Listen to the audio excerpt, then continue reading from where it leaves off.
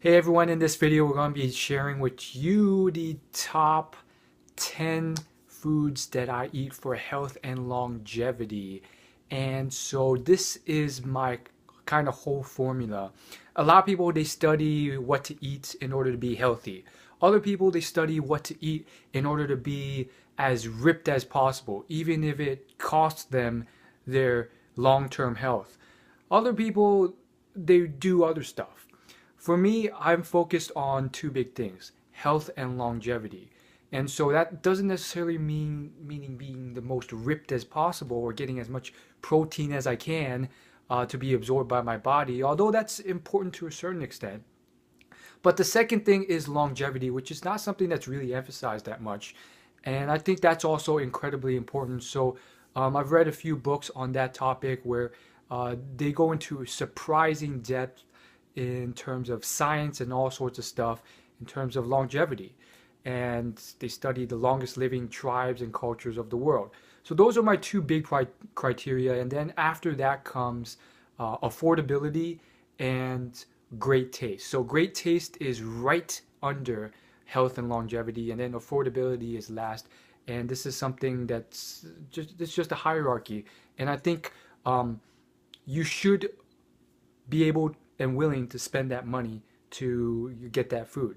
And that's one of the reasons you should work towards making more money. Not for the fancy cars, but for stuff like this, because this is what will impact you much more than everything else.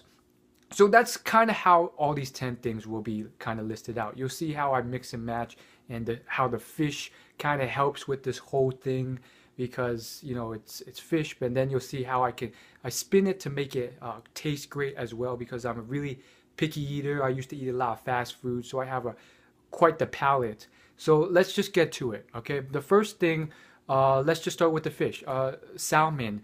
So fish, because guess what? That's a huge component of uh, longevity, and also because it's protein and longevity. Studies have shown that meat and poultry, that sort of stuff, beef, it should only be eaten as like a delicacy. So how do you balance that? You need the protein, but you can't eat that much meat. So I still eat a decent amount of meat. So I'm kind of breaking that because I love meat so much. But also I'm definitely transitioning to salmon and other sorts of fish and seafood a lot. So the go-to is salmon because it can taste great and it's quite healthy.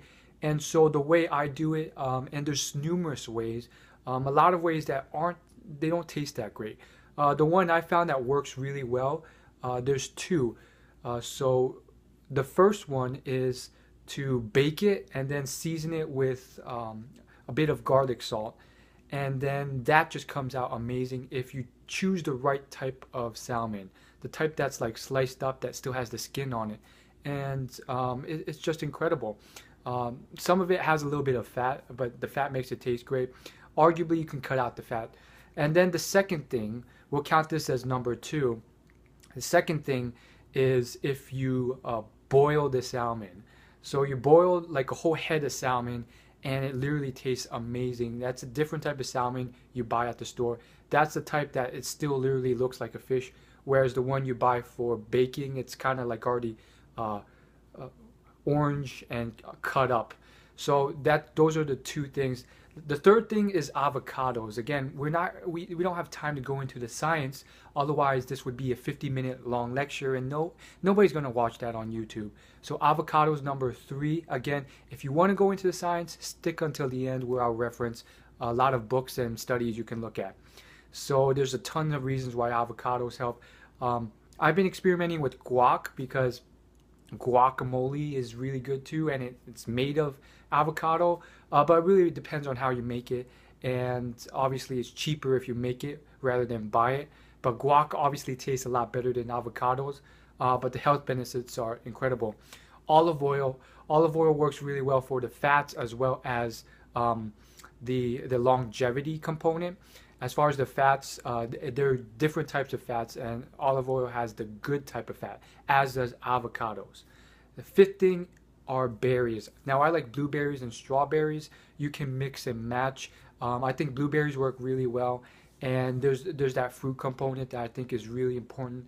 This is more of a longevity play, but also I think there's a lot of good components to berries, antioxidants, a bunch of other stuff that can help your health as well. So there's the health play and a bit of the fitness play, but it's mainly for the longevity. Number 6 on my list is oatmeal. This is definitely health fitness play more than anything else. Although it is arguably longevity. If I mean, it's considered like a type of a grain, so that it kind of works like that. But oats really work well, and not the type that's like it's already pre-packaged and preheated and everything. You really have to get the ones that are straight up oats, where you scoop it out and you pour your own water in and you heat it up yourself, because that's I've done some research, and otherwise it's just it sucks a lot of the nutrients and stuff out of it. Number 7, the seventh thing, and let me just give you a quick note that again I'm still mixing and matching, and my foundational recipe keeps getting updated as I learn more. But the 7th thing that I look towards is yogurt. So I like Greek yogurt a lot. This is longevity play. Again, you'll see the references, and there's tons of studies on all this stuff in the books. Greek yogurt works really well for a lot of all the stuff that it has in it. It really helps your gut because of the bacteria and stuff in yogurt. So it's really great for that. Also, it tastes great. And so it's just one of those things where I actually like eating it. And on top of that, there's certain levels of health benefits as well. It really fills you up if you get the right type of yogurt. Number 8, the 8th thing you can do is try something like organic, cage-free, grass-fed eggs. So again, these are more expensive. Arguably, regular eggs work just as well. Not really though, but they're much cheaper if you just don't get all that. There's been a lot of debate about this, but long story short, eggs help a lot. There's protein in them. They're very healthy, and a lot. I think from the people I'm seeing, I think the organic grass-fed ones and the cage-free ones, they are much more healthier for you in numerous ways. There's been studies done to prove this, but again, there's a lot of debate on this. The point is, I think they're much healthier, and even if they aren't, just start trying out eating a few eggs with your diet. And number 9, the 9th thing you can look towards doing is looking to add some type of lettuce to your diet. So I like salads, and this was something where, for a lot of my life, and this is to address the people who hate salads, but actually if you get some good salads, and that's how I got introduced to it. If you really get someone who really knows how to make a salad, or you go somewhere who really they know how to make a salad, it will open your eyes to how great salads are. And that's not to say that you have to keep going there. Once you learn the great taste of a great salad, you can start duplicating that. You can look up recipes online, all sorts of stuff. But really, an incredible salad really does wonders.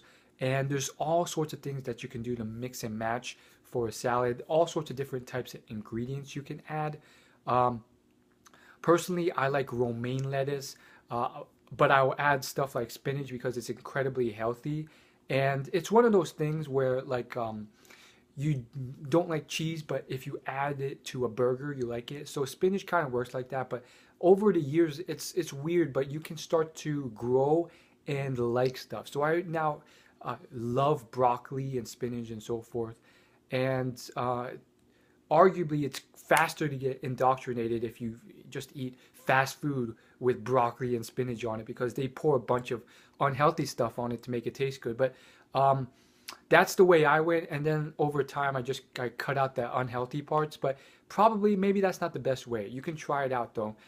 So now I just do stuff like romaine lettuce and spinach, and then I just add a bunch of stuff like olive oil, berries, and so forth. And that gets us to the 10th thing, which you can also add to a salad, which is nuts. So there's all different types of nuts that you can try adding.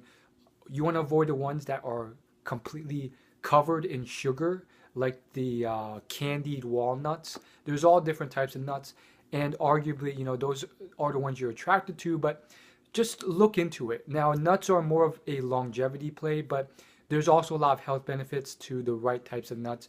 You can do your own research. Personally, I haven't done deep research on which types are best, but I just stay away from the ones that have, clearly been added sugar to them. So usually that means anything without sugar works really fine. Avoid the things that are just like too sweet and clearly have even tons of natural sugar to them. So arguably those things work really well together. And then just adding the right types of dressings other than olive oil. I personally like ranch. I like Caesar dressing. Those aren't the most healthiest, but if you just douse it slightly, I think it works really well. And just a few bonus things that are really healthy. Coconut oil does wonders, and you can add that to pretty much anything I stated. Meat, poultry, salmon, salads, and it'll make it taste incredibly good. Again, you can oil a pan with coconut oil or olive oil, and that will work much better than the vegetable oil that you usually use. So those are all the great things. Now it's just some recommendations for the books.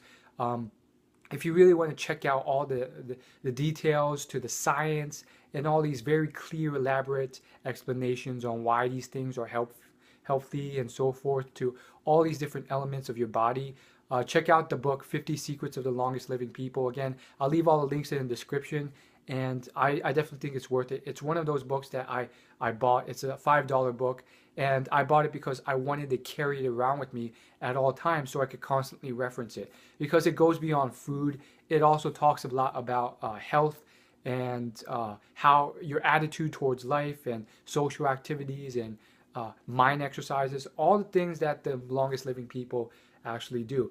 And it really reminds me on a ton of things that I really need to work on.